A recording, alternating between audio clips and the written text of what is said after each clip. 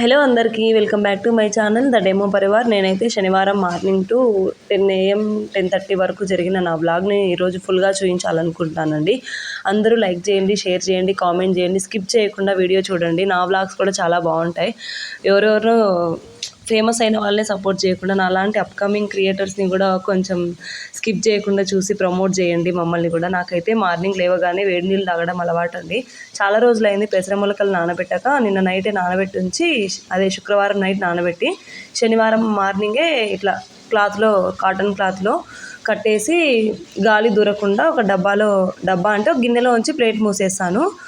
వస్తే ఆదివారం మార్నింగ్ అంతా మొలకలు వచ్చేస్తాయి. చాలా బాగుంటాయండి. ఒకసారి ట్రై చేయండి ఇలా కట్టి.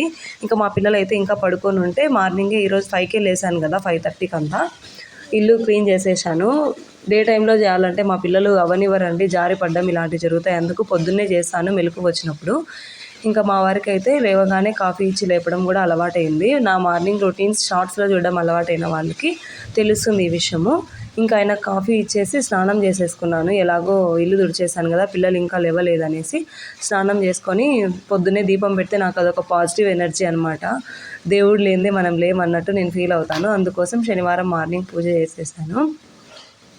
ఇంకా మంచిగా మెల్లగా పారాయణం కూడా స్టార్ట్ చేయాలనుకున్నాను. ఎందుకంటే మా చిన్నది పాలు తాగడం మానేసింది కదా, అందుకోసం. గంట లేదండి నా దగ్గర గంట కొట్టడానికి. ఎవరైనా గమనించారా? కామెంట్ చేయండి. గంట లేదు, గంట కొనుక్కోవాలి. గంట ఇంకా కొన్ని పూజ సామాన్లు కొనుక్కోవాలి పూజ చేయడానికి. ఇంకా దాని తర్వాత ఇంకా నిన్నది ఇడ్లీ పిండి మిగిలి ఉంటేసి పునుగులు చేస్తున్నాను. అదే అండి రాయలసీమ లాంగ్వేజ్లో బోండాలు అంటాం మేము.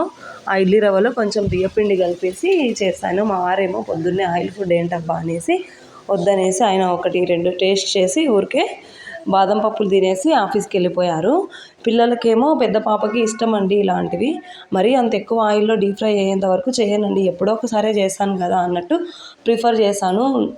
బిడ్డలు కడుపు నిండా తింటే వచ్చేది ఏముంది, ఎలాగో ఫ్రీడమ్ ఆయిలే వాడుతున్నాము, న్యాచురల్గానే ఇంట్లోనే చేస్తున్నాను అనేసి చేస్తానండి, అంతే. నేనే తినను యాక్చువల్గా ఆయిల్ ఫుడ్. ఇంకా పిల్లలకి ఎలా పెడతాను, రోజు అయితే కాదు కదా, ఎప్పుడో ఒకసారి పెట్టాల్సిందే. ఇంకా వాళ్ళకి ఫుడ్ అయితే పెట్టేసి వాటర్ తాగించి మంచిగా చిన్నదో డబ్బా పాలు తాగింది. పిల్లలిద్దరికీ స్నానం చేయించాను. చెమటకాయలు అయితే బాగా వచ్చాయండి మాకు.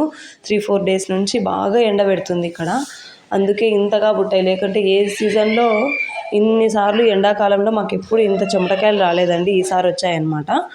అందుకోసం పౌడర్ అవి తెప్పించుకున్నాము. చూద్దాము, ఇన్వర్టర్ తీసుకుందాము, క్లైమేట్ చేంజ్ అవుతుందేమో, జూన్ వచ్చింది కదా అనేసి అనుకున్నాము. లేకపోతే ఇంకా ఏసీ తీసుకోవాలి, లేదంటే ఇన్వర్టర్ తీసుకోవాలి. పవర్ కట్స్ కూడా ఎక్కువ ఉన్నాయి చాయ్ బసాలు అనేసి నేను మా ఆయన మాట్లాడుకున్నాము. దాన్ని బట్టి ఈఎంఐస్లో కానీ లేదా ఇక్కడ షాప్లో ఏదైనా డిస్కౌంట్లు ఉంటే కానీ తీసుకోవాలనుకుంటున్నామండి. ఇంకా పిల్లలకి స్నానాలు చేస్తే వాళ్ళు ఆడుకుంటున్నారు మంచిగా. ఇంతే అండి బ్లాగ్. మార్నింగ్ 5 to 10:30 వరకు అండి. అందరూ లైక్ చేసి, షేర్ చేసి, కామెంట్ చేయండి.